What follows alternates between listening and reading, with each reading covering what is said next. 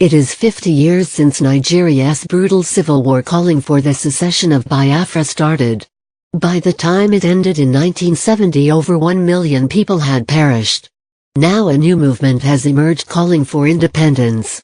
The BBC's Tomi Oladipo explores its popularity. Hidden high in the luscious, green hills of Enugu in southeast Nigeria, down a beaten track, under a sign that says Leprosy Colony, is the Biafran War Veterans Camp. Like its location, residents there are verging on obscurity.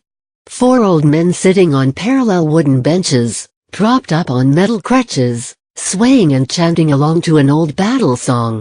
They fought and were crippled in the bloody Biafran War. "We went to that war with nothing, we went empty-handed," says Francis Njoku. Some held machetes, some had sticks. They, Nigerian forces, had machine guns. Mr. Njoku, now 69, lost his kneecap in a gun battle. It was a desperate fight for survival. But it ended in a ceasefire and Biafra became part of Nigeria again. At the end of the war, the Nigerian head of state General Yakubu Gowon declared there was no victor, no vanquished. This became the motto of reunification. But for many people in the southeast, the reunion has been an uneasy one. "If you come to Igbo land you can see there is no development here," says Mr. Njoku. It is a common perception we heard many times here, that Igbo people are marginalized in a Nigeria that only serves the interests of the 2 other main ethnic groups, the Hausa and Yoruba. Although government statistics show that poverty rates are far higher in the north than other regions, there are some genuine complaints. In almost 30 years of democracy, Nigeria hasn't had an Igbo president. "We still need Biafra," says Mr. Njoku. "Nigerians are maltreating us, like slaves." It has a strong sentiment and one that a new crop of activists is playing on. Among them a new leader has emerged. Despite bail conditions saying he cannot speak to the press, Nnamdi Kanu invited us for an interview. He also invited his many supporters to greet us. We were to meet in his father's compound in the southeastern town of Umuahia, the last bastion of the Biafran state before its surrender. As we approached Umuahia it was clear that the crowds were there for our benefit.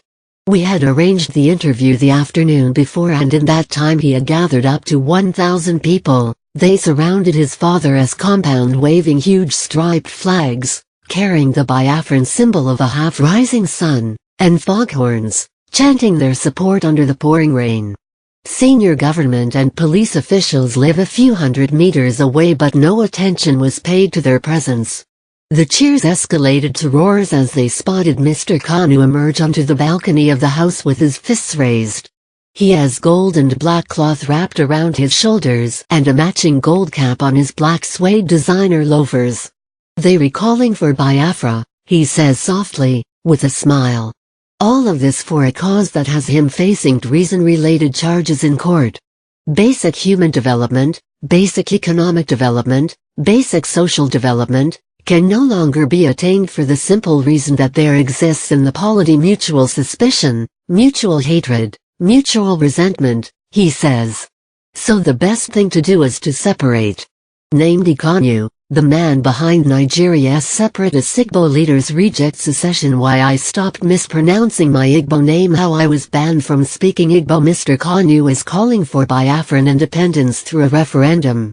"We just want to control our political destiny so we can build factories, build our roads, cities, bridges, not having to depend on somebody in the capital city, Abuja." The indigenous people of Biafra IPOB movement that he leads believes an independent region will resolve the issue of the marginalization of the Igbos, but they also want to bring the non-Igbo, oil-rich Niger Delta into the breakaway state. They insist it was part of the original Biafra. Should any other part of Nigeria wish to join Biafra they are welcome to do so, as long as they are Judeo-Christian. The value system that underpins Biafra. The movement for Biafra clearly has significant influence around the southeast of Nigeria. A recent stay-at-home protest ordered by IPOB was heated in many towns. However, it seems from many people we spoke to in the region that while they support the idea of Biafra, they are not clear as to where it may take them. The generation that witnessed the war insists on pacifism, as a man at the veterans camp told us. "We are talking about dialogue, not by fighting," said Mr. Njoku. Some are profoundly afraid of where the current rhetoric could lead. Reverend Moses Ilo is an Igbo, but he grew up in the north and now lives in the southwestern commercial hub of Lagos. When the war broke out, he moved to the Biafran Republic to work with the Red Cross. "The war was one of the crudest you can find," he recalls. "Sometimes there would be more than 50 or 100 children. You would dig a big trench and pour their dead bodies in. I was there. I am not telling you a lie. The suffering was so bad." Like many Igbos, he supports their ethnic solidarity, but sternly warns that any attempts to secede again would be catastrophic. Nigerians will not let them go, they will slaughter them, and the whole world will turn their heads and say it as an internal affair. In response to the recent pro-Biafra agitation, a group in northern Nigeria issued a threat, giving all Igbos in the region 3 months to leave.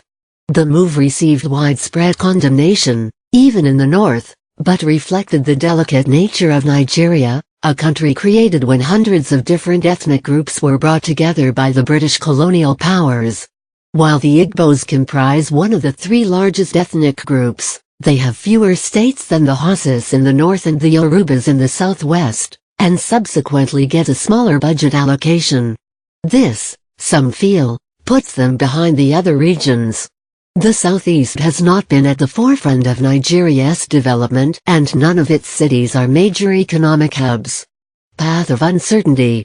Over the years, the Nigerian government has always ruled out the possibility of the country's fragmentation. Acting President Yemi Osinbajo recently addressed the Biafra issue. "Clearly our strength is in our diversity, that we are greater together than apart," he said. "Brotherhood across tribes and faiths is possible." Top Igbo politicians recently rejected calls for Biafra, but stressed the need for fairness and equality. Though for some, these leaders are the problem, entrenched in the corruption that plagues Nigerian politics. Mr. Kanu has called on his followers to boycott upcoming local and national elections. The people of the southeast are left with a choice: stick with their current leaders, and Nigeria, or choose a much less certain path.